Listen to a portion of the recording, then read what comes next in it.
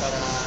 frenar, incluso para caminar me costaba, ¿vale? A la hora de impulsar, había adaptado lo que hacía era intentar en la medida de lo posible apoyar menos la pierna izquierda, pero como veis, ya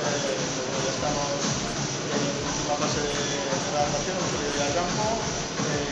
está corriendo mucho mejor, los ratios funcionales de esa rodilla que van a ser más o menos